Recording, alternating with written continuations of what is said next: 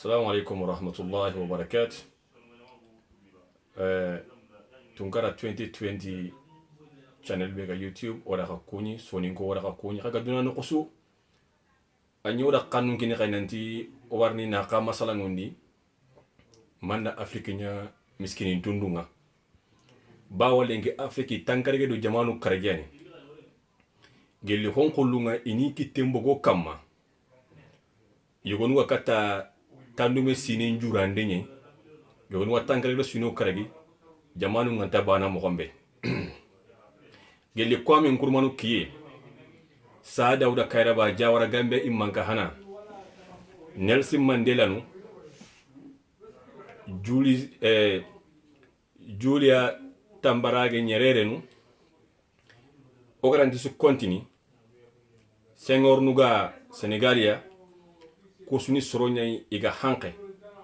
Afrique dukita baka honko lumagay ka Afriki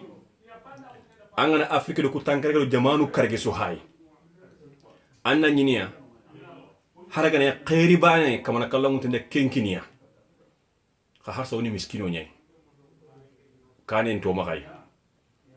o sagani halayta jogonati Afrique ga terne mo gombe kata kana dagayenga ana wo nyange intertanye antajo kimbaka dunkono egati west keni europe ndo americano china no ino ketinwa nanti lengilen ko gam mo gombe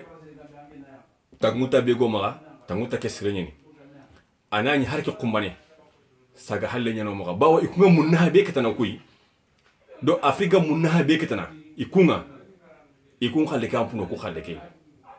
itangana hay kamin no konti kimbaka dun kono nanda kenta o china noa ikunga tono be ketana baka afrique kamin no kondi awatele kata matandumi wala tanyere pasenti ikunga kenketana ko munna be ketana baki kunga antala ngini tampile munna hano kondi wala tanjike munna kamin no kondi kende ko kenanti e kunyana okuraga no khayre harke kumane mo gombe ga lingi dangani ido kenna daga afriki tangare kedo jamanu ku karegi gambe ni jaman bucinenga ayni jaman miskinenga diamond to maka kangen to maka kemi podin to jamana ken wana ngati ni o gana kya bagani len ko golen tay sansi kyani o ma yaketu ken khay qala da khairi o kino khay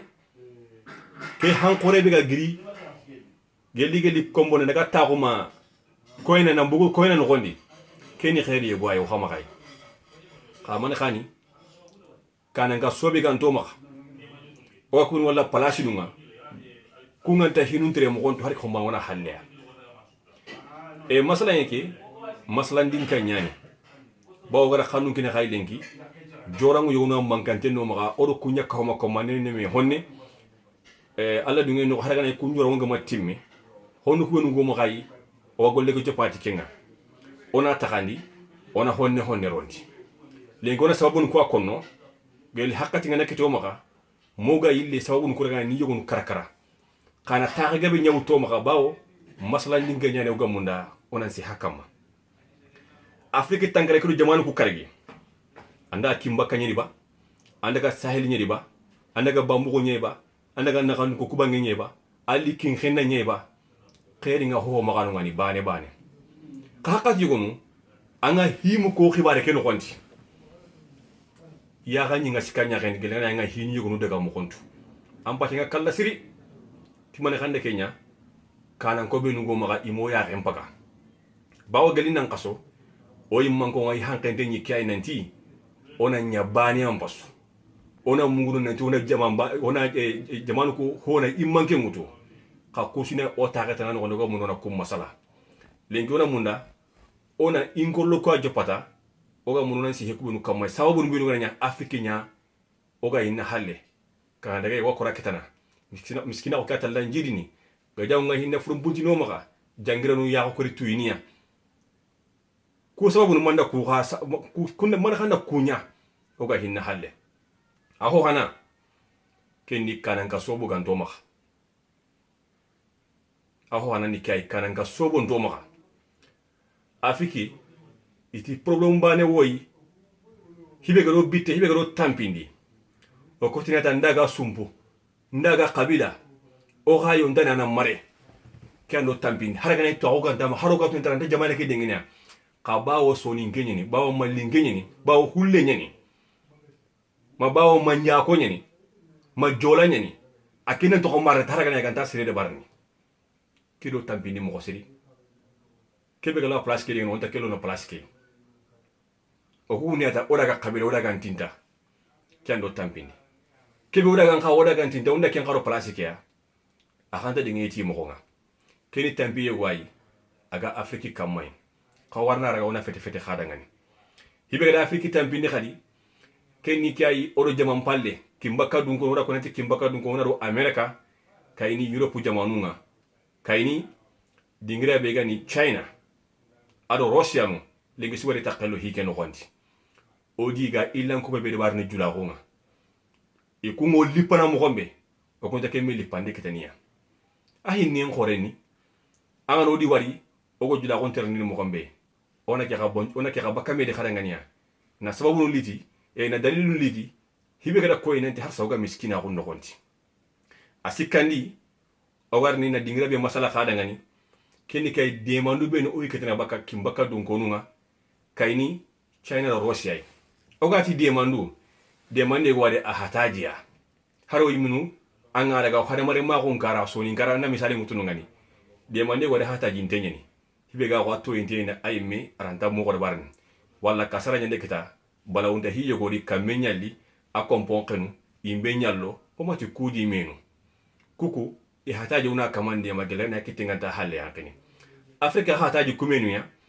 balawo ngana khenu hakam hakatu nyugonu ka hataji hogumun nan ciki khada ngani ka afriki demoni bene ogi kitana iti kuni no talla nya miskino nyai oranta kane kitana amisali ni kandika baromo sakunda kikundu amadala siri china ida wujunu karagi tonu maro ida kenya kini masakunda ngam ngilu ngare ngara moko kama gambia college ara ke diami kono ngani giliga ti da wujunu karagi tonu kini gambia ko ngata ngilu ngare ke digame kamay ma yagani nan cigi nyaaren no gondi mani khani kenga ministre marantenga igo hon karanga makibe marantenga jamaare jamam pale na kanga agana diga wana mani konno an yakko nanti ke de mane kundu ari hakati nyimya moti ma khare ke digame famu ba ke de mane kundu ari hakati nyimya awre ni kay de mane ke kan takare ke hakati osuni kala ko ke de mane kan takare kundu dulle nyo karnia keme hinne mabogo afrikia ogu nguni kaita maro ngeyilini katoya oy murante heri kharna maro kika sogene mo gombe oy manko ke maro be gadi kundu ngeda ngembe hayke ni ke channel no gondi mange mbegi nteringa na kundu anna maro poti war ke maro no gondi akota nyini de maro ke tele minna terni dinka nyini ke kanu ko wala ba ke jabi ni maro ka tele no kobe anke ta poti wala ke ta poti wala ke no gondi kera dulle mugu minna miskilo bi xale be no li tirni mi da poti wari kera dulle mugu minna ila ko nanti afriki angano hay hibe garo nya talla miskino nga kembe ke ni ke demane be garni katoy nanti kundo de ma ina mun dulle nya kata kenta dulle kata na baka afriki ke maro nguinde kun kenta dulle kata na baka afriki de gele wasi mo de kana dulle kata na kenta dulle kata na bakoy ila ko nanti billion konti be garni afriki do ke demane batenga o karan ko nasu sella na bakano ngania serenta ho walla keno tambi yegwai orne ci xaraga na bogume de xada ngania billion continue be nu garo no o magay afriki no ko do ko demanu kiluya ya ko rode ngene kane jamanu be do afriki jamanu ngani tembo baninga e xani ko menu demanu waketana xale gi xay ke ni demanu ko ni xamane xani afriki lengi tandu mesine lengi har ga xumane o hayna ti ni xana xaro dema o hay kunda xaga mo dema o hay nyana kundwa o kite mo continue xaro dema bane ko tay o ma sakon le taxay hisu ya xaba ngane kan taxay xaro dema bane ki xane hoy ado tampin afriki moga se xada ngani dambi sa moyo keni sahandana qorenya hatambi nya afrikenya ni adi ime gabe igara dalu khulube ni ko nanti ku de manu di menu ko ga makuti baka afriki kana ko ngale afriki manza ko ngona halle